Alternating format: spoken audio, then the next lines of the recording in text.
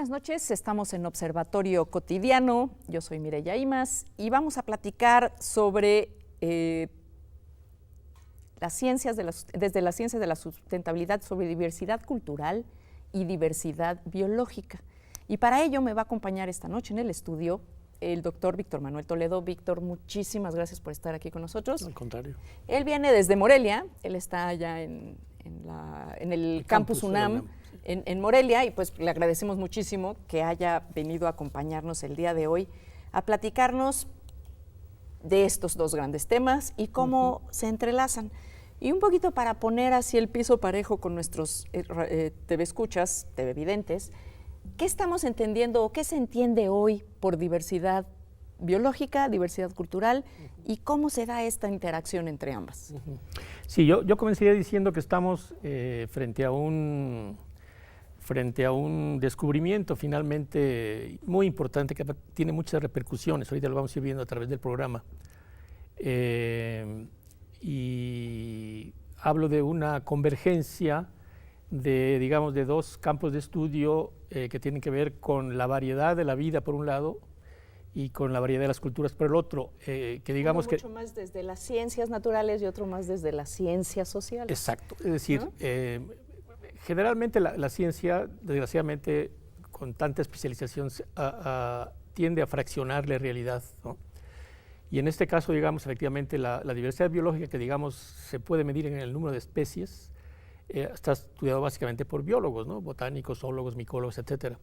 En cambio, la diversidad cultural la estudian fundamentalmente los lingüistas, porque así como en el campo de la vida, digamos, la unidad para diferenciar diversidad es la especie, en el campo de la cultura son las lenguas, ¿no? Qué interesante. Son ¿no? las lenguas. No, Sí, incluso claro. hay un símil porque, digamos, al final especies o lenguas, es decir, especies biológicas o especies culturales, son el resultado de un proceso histórico, evolutivo, ¿no es cierto? Y por lo tanto, pues es muy interesante ver cómo, digamos, se ponen en contacto estos dos universos. Y cómo se influencian, ¿no? Exacto. Por eso decía yo que son descubrimientos muy importantes, porque esto es muy reciente. Estamos hablando de 15 años.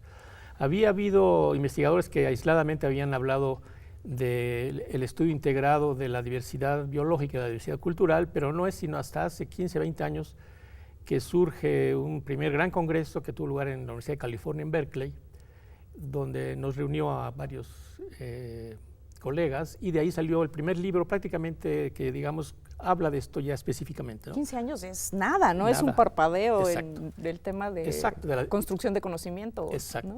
Y digamos, este libro se llama La diversidad biocultural, está editado por una colega lingüista que es Luisa Maffei. A partir de entonces ha habido un boom, ha habido un enorme florecimiento de los estudios integrados entre cultura y naturaleza, ¿no? Entonces, digamos, a grosso modo, esta es la idea. Nosotros publicamos en 2008, esto se publicó en 2002, el primer libro sobre diversidad biocultural, y en 2008, junto con un colega mío, Narciso Barrera Bassols, publicamos un libro que se llama La memoria biocultural, en la que intentamos hacer ahora ya el análisis, digamos, metiendo también la variable histórica, digamos, y empezar a diferenciar cómo estaba la riqueza biocultural en el mundo, ¿no? En nuestro caso usamos efectivamente los datos de diversidad de especies, los datos de diversidad lingüística, pero también agregamos el tema de la domesticación de las especies. Que ese es otro gran tema, ¿no? Exacto, para nosotros es el tercer factor que nos permite definir diversidad biocultural, ¿no? ¿Y cómo entre biodiversidad o diversidad biocultural y etnobiología, cómo se encuentran? Digamos que podríamos decir que es un antecedente de esta forma de ver el mundo. Exacto. La etnobiología. Sí, de alguna manera. Yo te conocí como etnobiólogo. Así es, sí. Y digamos, la etnobiología y la etnoecología, que es ya también una versión, digamos, más acabada de todo esto, que por cierto en México ha crecido muchísimo. Ya nuestros congresos hoy son el último congreso en Mérida de etnobiología, el mexicano. Tuvimos pues, más de 1000 participantes, sobre todo jóvenes, muchos jóvenes. Y en América Latina lo mismo, ha crecido mucho la etnobiología, y efectivamente se puede decir que el área de conocimiento, el campo de conocimiento ligado con la diversidad bicultural es la etnobiología, por supuesto, ¿no?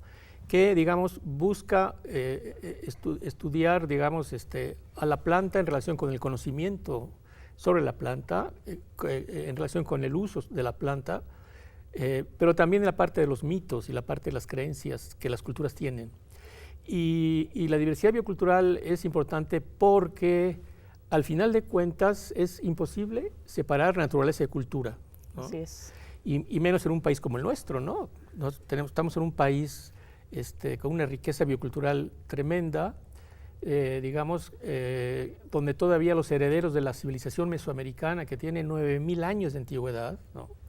Porque si, digamos, utilizamos la antigüedad de los registros del maíz como el elemento clave para entender la civilización mesoamericana, pues estamos hablando de 9.000 años, ¿no? ¿Y cómo, por ejemplo, cómo se hace, cómo se analiza, cómo se desmenuza esta riqueza biocultural? ¿Cómo se estudia? Sí, es decir, utilizando estos tres criterios, ¿no? Es decir, diversidad de lenguas, diversidad biológica y, digamos, número de especies domesticadas o también de paisajes domesticados, porque ya estamos descubriendo que no solamente la humanidad domesticó especies, domesticó también paisajes. Por ejemplo, todo el manejo del agua, toda la transformación de las selvas y bosques en sistemas agroforestales, que aquí tenemos unos ejemplos maravillosos en México, en fin.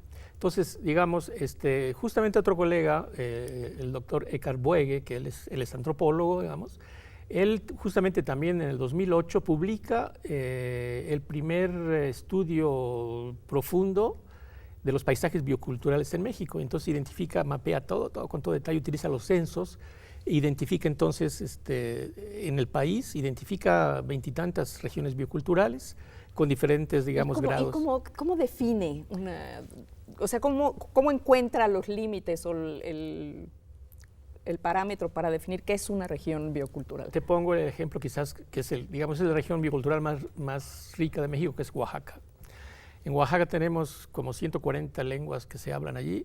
Tenemos los datos de los biólogos, es que ahí está la máxima riqueza de mamíferos, plantas, aves, reptiles, anfibios del país, ¿no?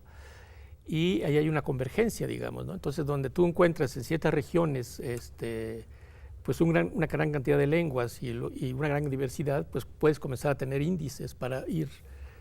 Que además es bien interesante porque zonas que eran densamente pobladas antes de que llegaran los españoles, y zonas altamente biodiversificadas. Así es. Y coexistían, ¿no? Así que es. Ahora donde vamos los humanos estamos desapareciéndolo todo, ¿no? ¿Cómo se construían esas? ¿En qué hemos cambiado en esa interacción sociedad-naturaleza? ¿Tú te refieres ya a la sociedad moderna? Pues sí, Bueno, o a la evolución de Sí. de este proceso, ¿no? Bueno, digamos, los procesos bioculturales, es decir, la interacción entre las culturas y sus naturalezas, ¿no? Pues, digamos, se expresa en cuántas cosas, se expresa en conocimientos, en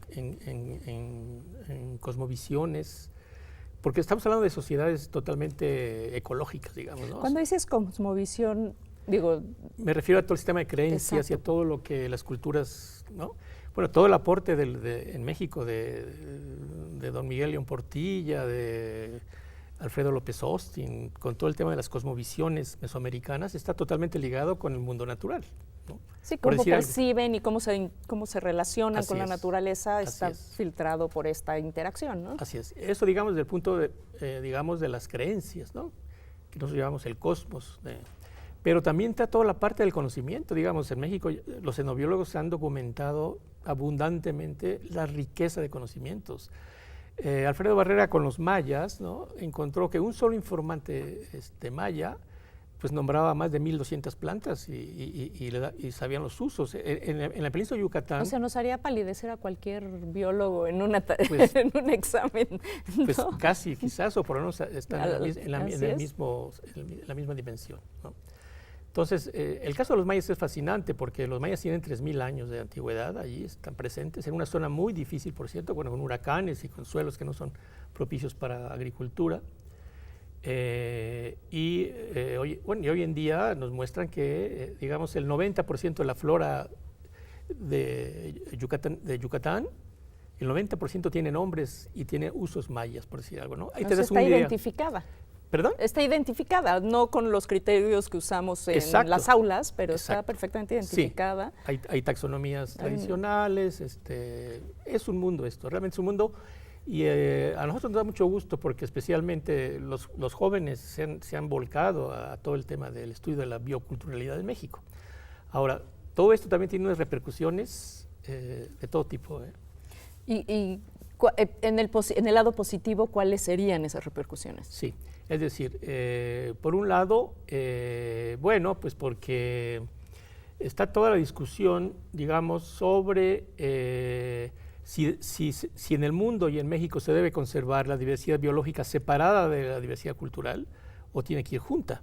Y además hay un proceso acelerado de pérdida de las dos. Así, ¿no? Exactamente. Y muchas amenazas. Y muchas amenazas. En nuestra red que tenemos, entonces es una red sobre el patrimonio biocultural de México que fundamos en 2012.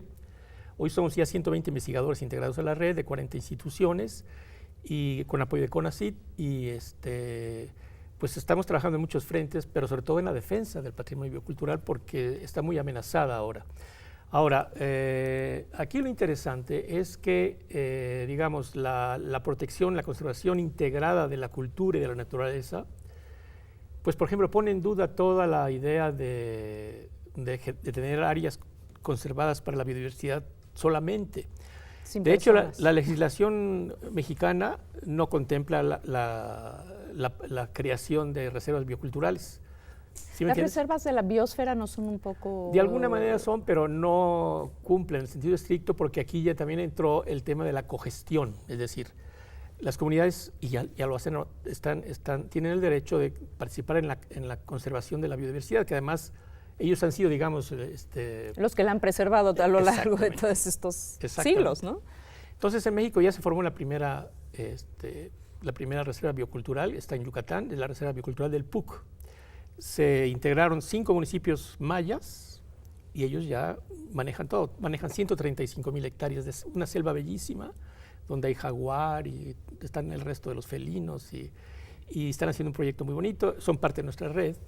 Pero, ¿qué te parece si hacemos una breve pausa y regresamos, nos platicas un poquito más de esta reserva, cómo funciona y cómo se ha integrado esto con pues, el entorno, el resto de las comunidades que rodean estas zonas y cuál podría ser el efecto positivo, contagioso de un caso como este? No se vaya, regresamos después de esta breve pausa.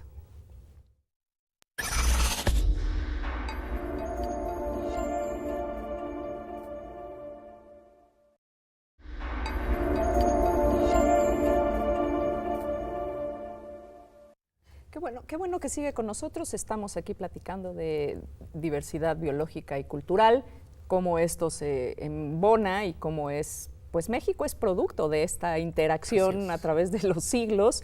Aunque uno crea que las ciudades son un espacio maravilloso, la verdad es que hay que salirse de ellas y ir a ver de dónde nos llega el alimento, incluso de dónde nos vienen las tradiciones y la cultura, que de alguna forma pensamos que así fue siempre, pero no fue así siempre. Hay pueblos incluso que hoy pelean por conservar estas tradiciones y preservar estos espacios biológicos.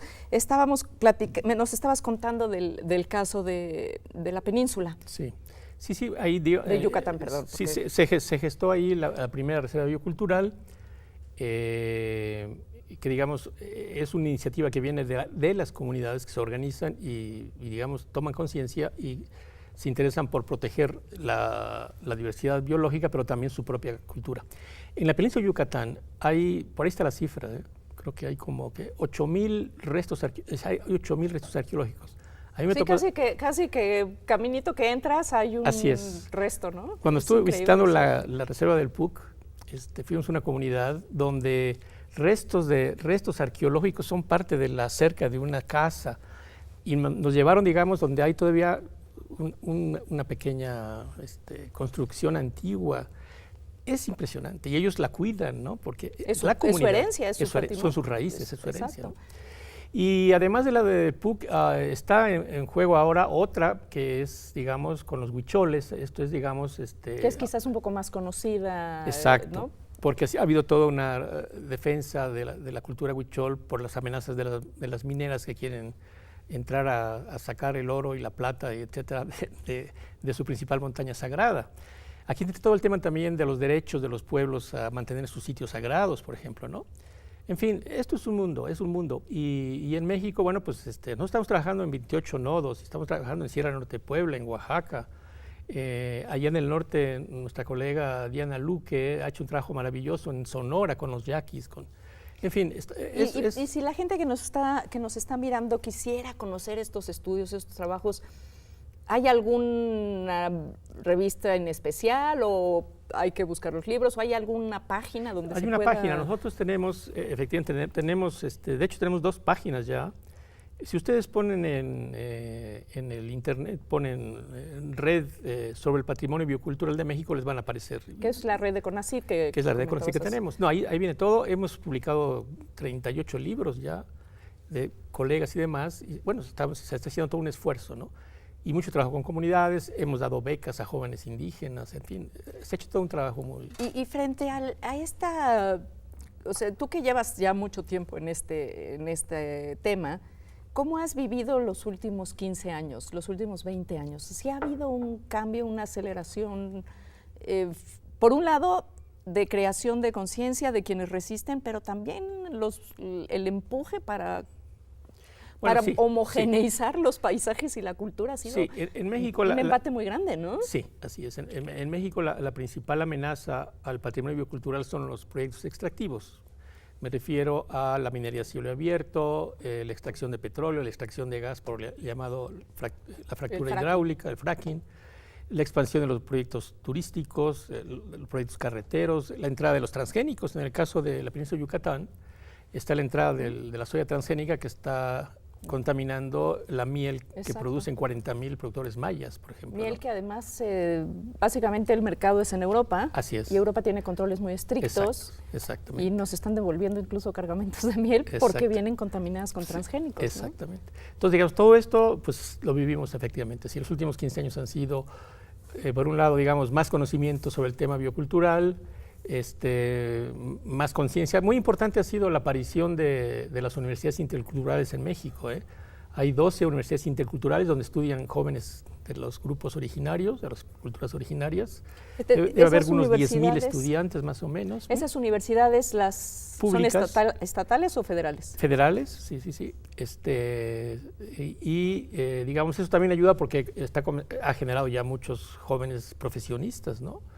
En fin, se vive un momento muy álgido de resistencia frente a estos proyectos, ¿no? Y bueno, pero el tema biocultural, ahorita que hablabas, me vino a la mente algo que también es importante que quizás el auditorio conozca. Lo que ha dado México al mundo en términos de alimentos, por ejemplo. Bueno, eso es producto de la evolución biocultural. Piensa en cualquier cosa, maíz, el jitomate. Los italianos no pueden vivir sin el jitomate con las pizzas. No, ese es todo un tema, ¿no? Y ni las pastas ni nada. O la guerra de la papa en Irlanda, y la papa viene no de México, pero sí de América. Exacto. ¿No?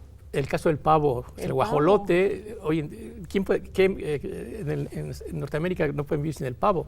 Sobre todo no pueden celebrar su Día de Acción de Gracias. Pero todo esto es mucho más, el amaranto, el chocolate. El chocolate. Todo esto es producto de la vainilla. Te digo, hay una lista ahí que se tiene, ¿no? En México se domesticaron casi 200 especies. Un colega nuestro también, el doctor Alejandro Casas, soy el gran conocedor de todo el tema de la domesticación en México y en América. Y bueno, todo esto es producto de 10, 20 años de investigación. Y la UNAM ha jugado un papel muy importante. Ese es un punto que me gustaría que nos contaras un poquito más. ¿Cómo es que de pronto los biólogos, muchos, porque tanto Alejandro como tú son biólogos, toman esta parte más social del manejo, uso y preservación de la biodiversidad del país? Esta pregunta me la hacen mucho y no me quiero extender. Sí, extiéndete porque para eso estás aquí. Hay una anécdota personal. Yo a los 24 años me nombraron, porque en esa época no había quien, jefe de la Estación de Biología Tropical de los Tuxtlas, de la UNAM en Veracruz. Que entonces debía ser no de fácil acceso. No, teníamos una camioneta que casi no funcionaba y un pequeño jacal ahí, esa era la estación, ¿no? Y entonces, cuando yo llegué allí, nos relacionamos con los ejidos de alrededor, y fue cuando a mí me comenzó mi interés por lo social y por el conocimiento tradicional. Mi primer trabajo fue publicado con estudiantes de la UNAM sobre ese tema, digamos, ¿no? Y pues por ahí empezó el interés por entender no solamente los procesos biológicos o fenómenos biológicos o ecológicos, sino también tratar de entenderlos en relación con lo social, ¿no? Por ahí empecé, y muchos deben tener anécdotas similares. ¿Y cuál es hoy, viendo hacia adelante, el futuro de la etnobiología en México? Bueno, pues yo creo que hay cada vez más personas interesadas en estos temas, ¿no? Sí, y mira, algo que aprendimos desde hace muchos años es que el mejor etnobiólogo va a ser, o es ya, el egresado de una comunidad originaria, es decir, porque ellos están afuera y adentro. Sí, ya no tiene que aprendérselo todo, ya trae todo un bagaje. No tiene que aprender el idioma, hablan el español. En nuestro caso tenemos al doctor Mindaji Bastida, que para mí siempre ha sido el ejemplo. Él es ñañú, ¿no?, del Estado de México. Él habla perfectamente el ñañú, el español y el inglés. Él fue representante de México en la reunión de Johannesburgo, por ejemplo, en Sudáfrica. O sea, y se está generando ya una generación de jóvenes indígenas que manejan todo esto a la perfección, ¿sí me entiendes? Esos son los etnobiólogos del futuro, y digo ya del presente, ¿no? Porque pueden entender su cultura desde dentro y desde fuera, digamos, ¿no? En fin, además de que muchos están volcando a hacer investigación etnobiológica en México. Y en México como país, ¿qué es lo que deberíamos de estar haciendo como país para proteger esta diversidad biológica y esta diversidad cultural? Sí, ¿Cuáles son los retos que tenemos? Sí, bueno, de todo tipo, pero digamos, en principio, pues hay, por ejemplo, una dimensión jurídica, por ejemplo, ¿no? En muchos casos las leyes no favorecen la defensa. Ahora que le hemos dado prioridad a la industria extractiva, ¿no? Por ejemplo, exactamente. Ahí hay una batalla también legal muy importante, ¿eh? Y ya afortunadamente hay también ya muchísimos abogados que se han metido al tema de la legislación ambiental y toda esta cosa. Bueno, en el caso de los transgénicos, ahí hay todo un equipo trabajando para la defensa jurídica, ¿no?, de que no entre el maíz transgénico, que afectaría a toda la genética del maíz, y pues somos el centro de origen del maíz. Entonces, ese sería un reto. Otro es que, bueno, pues las políticas públicas también tienen que irse al reconocimiento de todo esto. Pero ¿cómo nos cuesta hacer política pública en este país? Sí, pues, y que dure, sí, ¿no? Vamos de ocurrencia sexenal en ocurrencia sexenal desde que tengo yo memoria, ¿no? Y bueno, y luego tiene repercusiones muy importantes porque pues México al final es un país multicultural, ¿no?, como buena parte de los países de América Latina y del mundo también. Y bueno, lo que está pasando hoy también, tengo que decirlo, en España, pues es también un reflejo de que, digamos, las naciones se construyen en función de criterios pues estatales, cuando aquí adentro están alojando muchas culturas, y las culturas también tienen derecho a su propia autonomía, ¿no?, etcétera. Y que no se puede tapar el sol con un dedo, ¿no? O sea, sigue viva, sobre todo cuando las tradiciones y la lengua siguen vivas. Exacto. Eso es como un poco lo que decías tú, ¿no? Cómo el idioma transmite una forma de ver el mundo. Totalmente. Y de percibirlo. Por eso cuando se muere una lengua, se muere digamos, un fragmento de toda una visión humana muy particular, ¿no? Que por cierto, hay 7.000 lenguas registradas por los lingüistas hoy en el mundo. O sea, hay 7.000 culturas en el mundo, para decírtelo rápido, ¿no? Hay 7.000 culturas en el mundo. Sí, ¿no? Y uno apenas medio que entiende 3 claro, o 4 idiomas, ¿no? Bueno, pues, Víctor, muchísimas gracias. Aquí el tiempo vuela, ya se acabó el programa. Bueno. Pero yo creo que tenemos mucho que decir sobre este tema. Hay que ir sacando más ideas, sacando más lo que están, incluso invitar a gentes de las comunidades que vengan a platicarnos sus experiencias. Es una idea que... Y cómo están viendo y percibiendo ellos este proceso, ¿no? Yo creo que eso sería... En nuestros congresos, que ya vamos este año por el quinto, sí, efectivamente, vienen gente de comunidades, bueno, trabajamos con ellos muchos y no, es bellísimo escucharles a ellos y dialogar con ellos, ¿no? Exacto. Bueno, pues ya lo comprometimos a usted que nos hizo el favor de acompañarnos esta noche, a los y las compañeras de TV UNAM que hacen el favor de que este programa llegue hasta su casa. Y bueno, pues esto fue Observatorio Cotidiano. No se lo pierda, lunes 9:30 de la noche. Hasta la próxima. Gracias. No, pues muchísimas gracias. Padrísimo. Sí, fue muy fluido, ¿no? No, es que